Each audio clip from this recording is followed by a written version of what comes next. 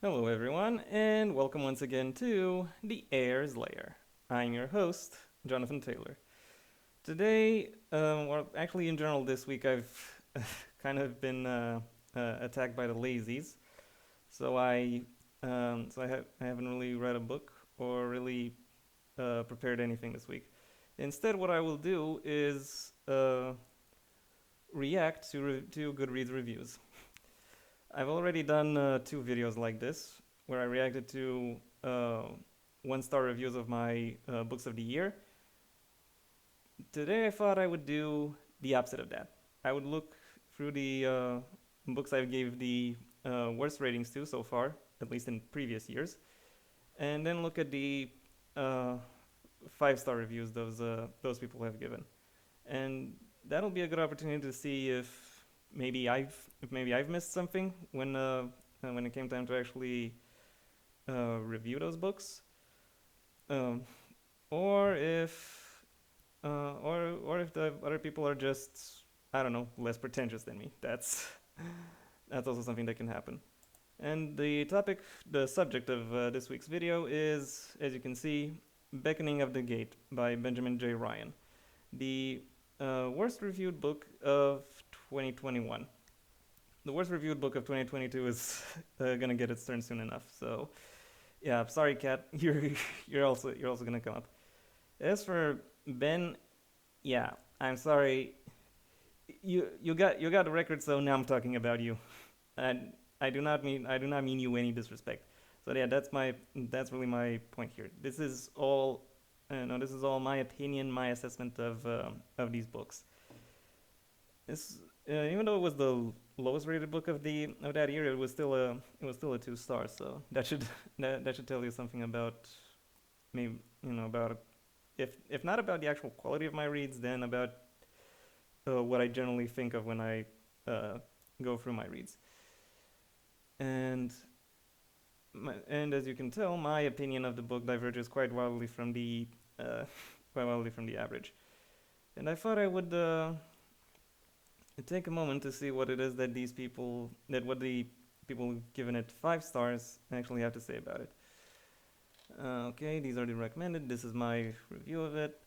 Anyway, let's click on just the 5 star reviews and see what we've got. First off, from Clemens Schonderwert. I assume that's how that name is spoken. This fantastic fantasy story is the first volume of the Veli and Fred series, and also the debut novel by the Aussie author Benjamin J. Ryan. Okay, generic. At the back of the book, you'll find a wonderful glossary where several words are explained by the author. Okay, first of all, you misspelled author. Second of all, don't people on Goodreads already know what a glossary is? Anyway, the storytelling is absolutely of a superb quality. I'm gonna assume English isn't Clemens's first language, so I'm a little bit more willing to excuse uh, some failings, but I'm not exactly sure how the storytelling in this book is superb. If anything, I find it to be a little bit unfocused in terms of the events that are going on, but also in terms of the framing, how those events are actually presented within the story.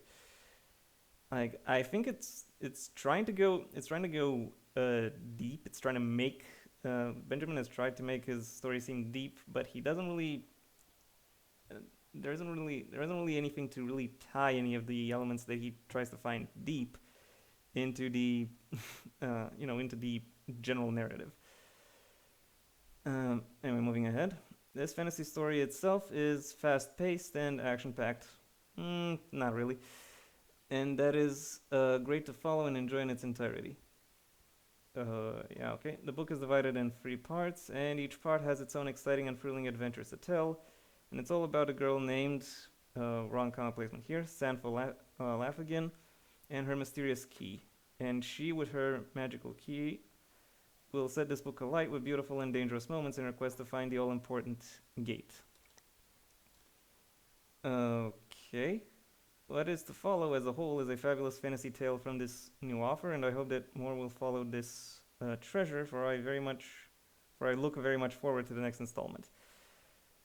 Okay, that's a lot of that's a lot of words to say say absolutely nothing. Like you could have given more. You could have given more. You could have talked a little bit. You could. How do I put this? You can still be vague without without missing the point of the story so much. Like you can still talk about the book without spoiling it. I I hope that is actually what I manage, but I can't really know for certain.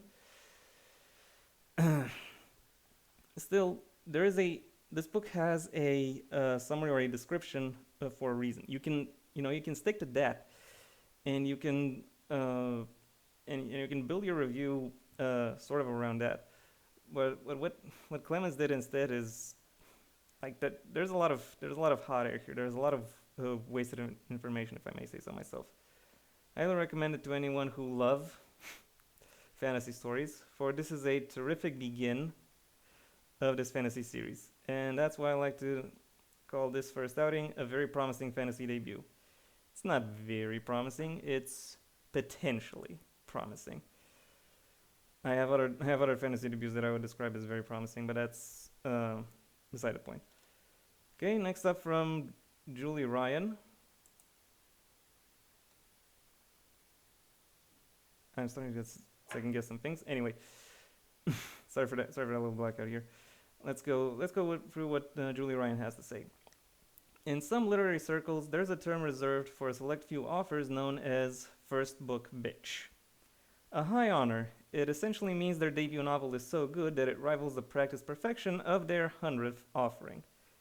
It is usually uttered endearingly, with a good measure of disbelief and the slightest hint of envy. Oh, turning husky already, not a good sign. Benjamin J. Ryan is a first book bitch. Is he though? Beckoning of the Gate is a seamless, no, and spellbinding read.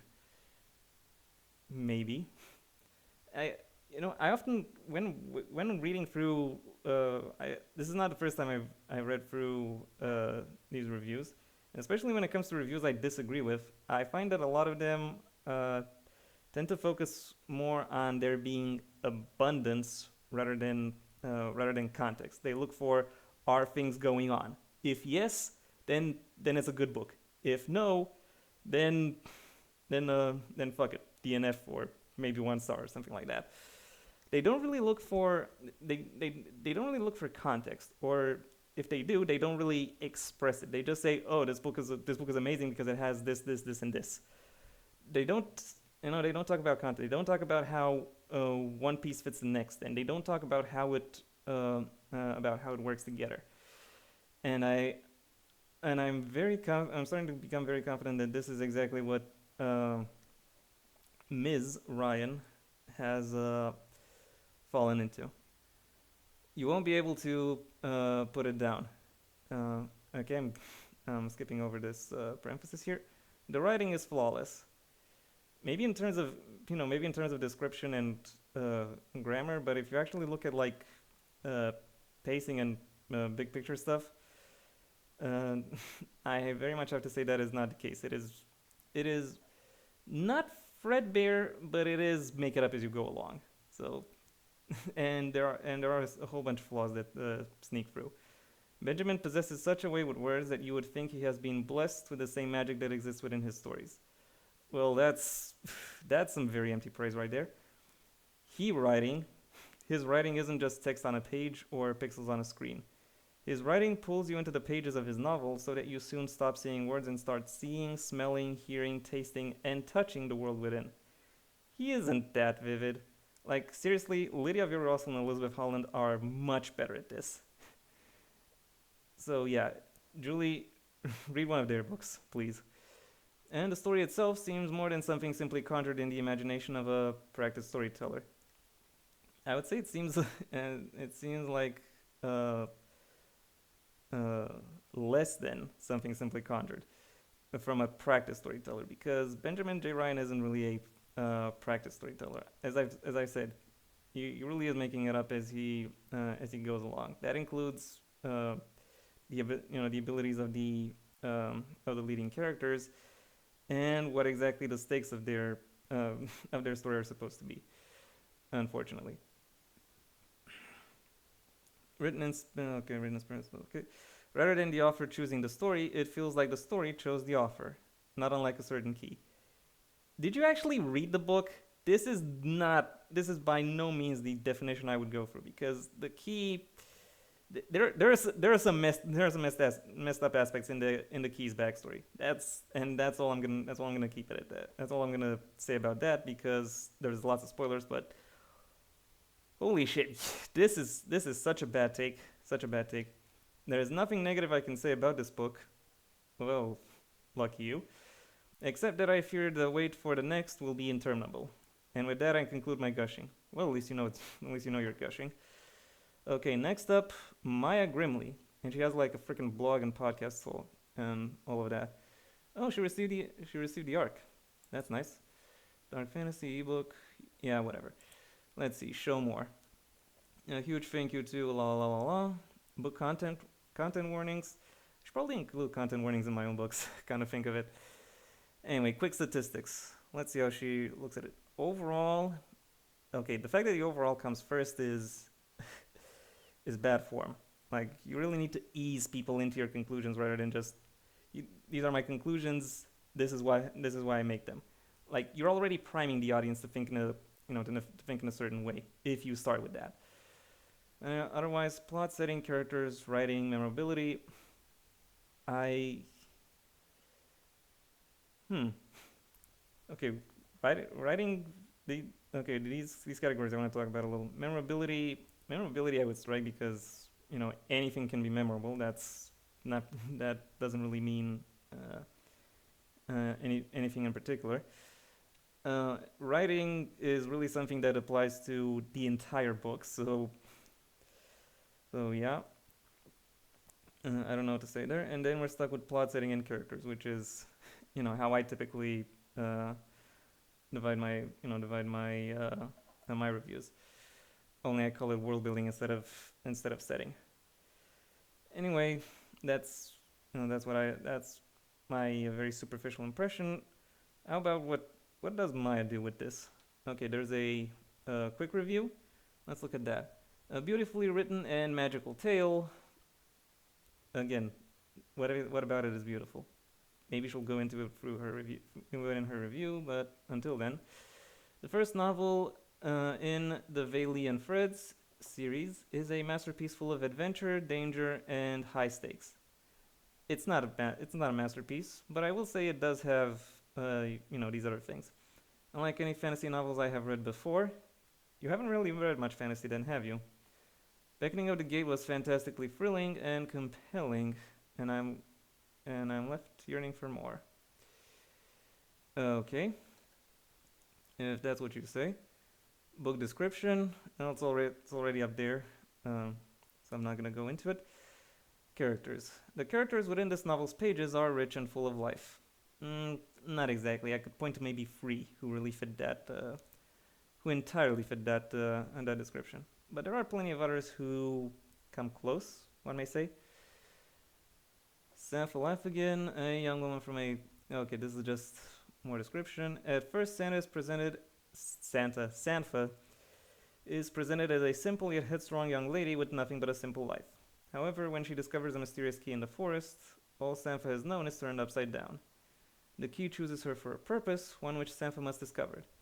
What Sanfa doesn't expect is the interest of whites, Fae, in the key. Okay, I admired the evolution of Sanfa over time. I actually thought it was kind of undercooked, to be honest. Once she knows her presence draws whites and endangers her town, she decides to leave and discover the purpose of the key.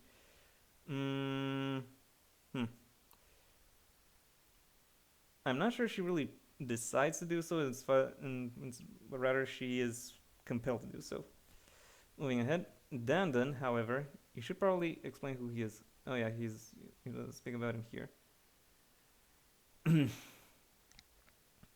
Dandan, however, refuses to let her leave town until she has a basic understanding of survival and whites. He's the one who actually told her that she should have that instruction. Anyway, this knowledge does not come to her right away. Instead, she must work for it. And we're not shown how she works for it. That's another problem. She is a realistic yet strong protagonist who is also likable. Let's argue. Already mentioned Dan and Davery, Silver Valley's teacher of all things Fae, aka the resident nutjob. But there are other amazing and fascinating characters that make this story unique. Really. Such as Erodius Muro, a bold and foolhardy young man who becomes obsessed with her, and she him. I forgot this guy. I forgot this guy existed. Besides Arid, Sampha is accompanied by a magical dog by the name of Beyond, who was created by Don Don. Sassy and adorable. Well, okay, if you say so. Beyond is the companion anyone on the run would wish for. Okay, fair enough. The whites in this novel are particularly created and magical. What about them? What about them really makes you say that? Like, give me something more than just uh, unspecific adjectives. The challenges they present to Sampha add grit and struggle to the story. Yeah, okay. Writing and setting. Ryan does a great job of describing everything perfectly with an atmosphere of magic and darkness. The world is so full of depth and history. No, it isn't. there are plenty of other worlds that are better expanded upon. Even just debuts, if I'm to be perfectly honest, which the author is fantastic at conveying to the reader. Well, okay, he does present it well enough, but but he pretty much soon scrapes the bottom of the barrel because he doesn't really have a lot to present, if I'm to be perfectly honest.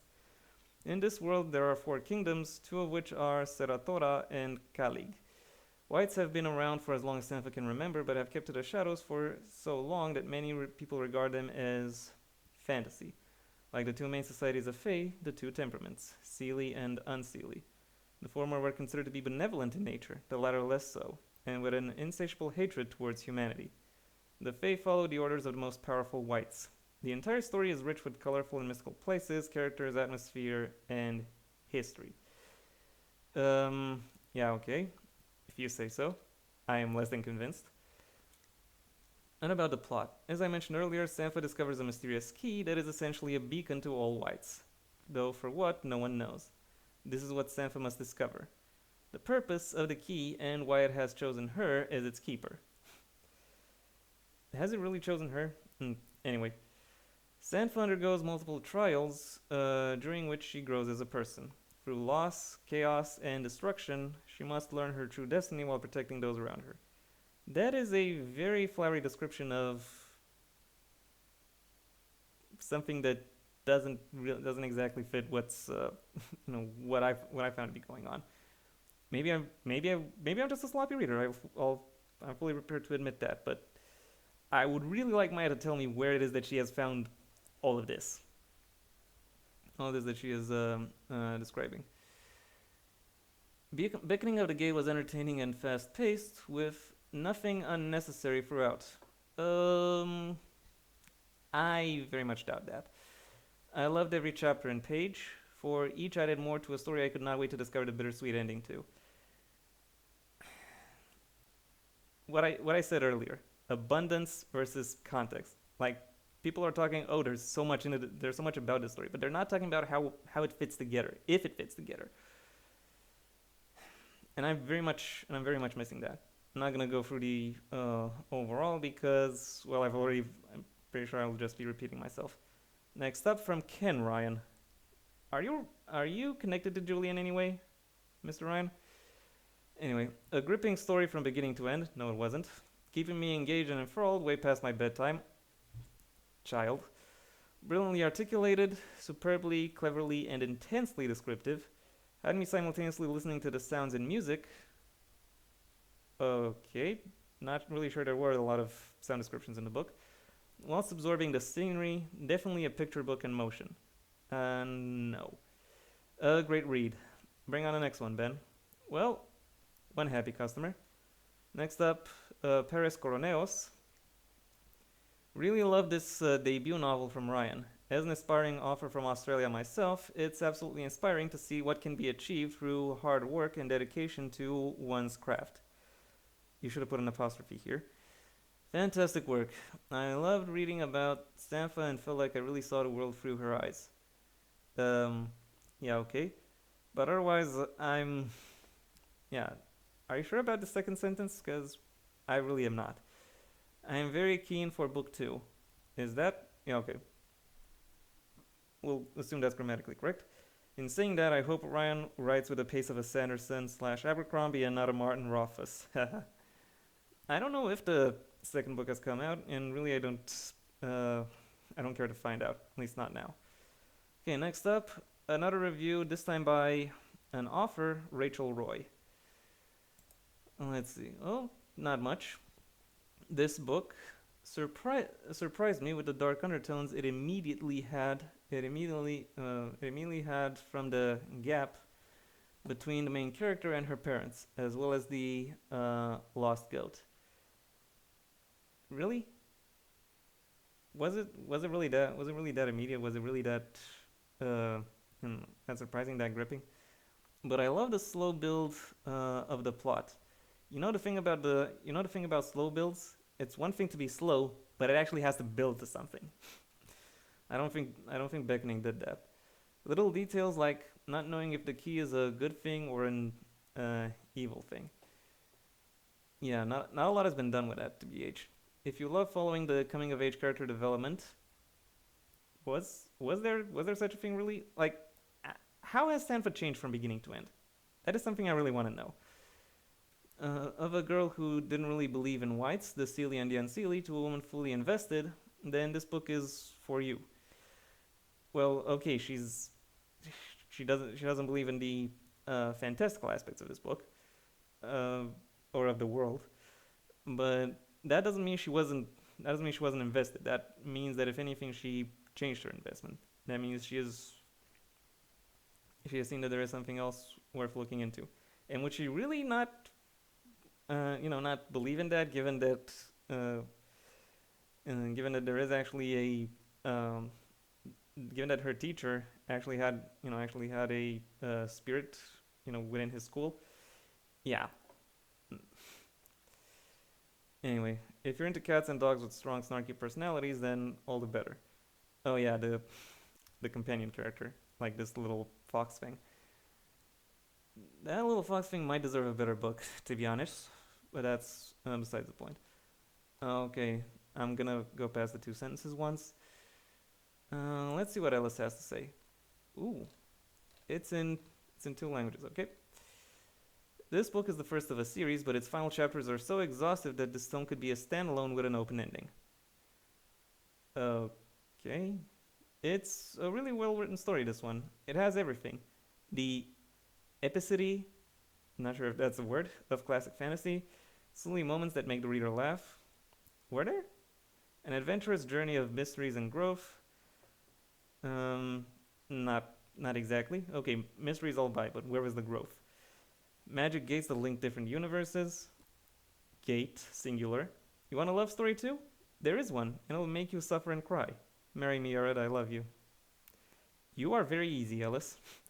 Plot twists? A lot. And some of them include unexpected deaths. Okay, this really looks like another one that is just, abundance. Anyway, moving ahead. Sanfa, the main character, is a girl who knows how to rebel. In her village, she's continuously hit by prejudices. Yeah, okay, I'll accept that, but she doesn't lower her head under the pressure of bad gossips. Gossip, singular. She works hard, and even if she's very young, she has a difficult past. Sanfa will make the difference in her world, and she'll become a legend for her people. And then this emoji. The thing I loved most is the great presence of imaginary creatures. Fantasy creatures, Ellis. If you say imaginary, that's... People misunderstand that. I adored Beyond in particular. She's the protagonist's companion, and she's a dog with a cat behavior. She's ironic, smart, and loyal. Okay, Beyond deserves a better book. I've already said that. Um, with Sanfo, we don't really see her. We don't really see her work. We don't really see. We don't really see a lot about her difficult past. If I'm to be perfectly honest. Also, this book's aesthetic is lovely. Context, people. Look for it. I love the font chosen for the title and the illustration. What does the illustration say about the book? Makes the reader immediately recognize the book's genre. It's epitome of classic fantasy. I love the map. La la la la. Yeah, not much else. Not much else to say. Oh look, another offer review. Let's look at that. This was a recommendation read, and I must say that it needs to be passed on. Does it though? I got sucked into the story very early on, and the world within its pages is just absolutely astounding. Not really. Like, I read fantasy. I read plenty of fantasy, and I can say that this book is kind of run of the mill in that regard. The amount of lore, mystery, intrigue, and more that keeps you reading on, is just so plentiful and unique. I would say unique doesn't have a degree of comparison, but that's beside the point. And yeah, okay, plentiful I'll buy, mystery I'll buy, but where was the intrigue? Like really, I don't really think there was I don't really think there was any. I love the protagonist, fair enough, but why? She was a fun character to watch as she developed. How has she developed? Learning her past and what she does with her future because of it. Um, anyway, and her companion is just brilliant. I thoroughly enjoyed the characters slash creatures within. Oh, okay. They are tried and tested. Um, mm, archetypal fantasy creatures. So I'm not surprised you like them. There is something to like about them, but also the magic of the places in this world and the history of it all was very slimly developed.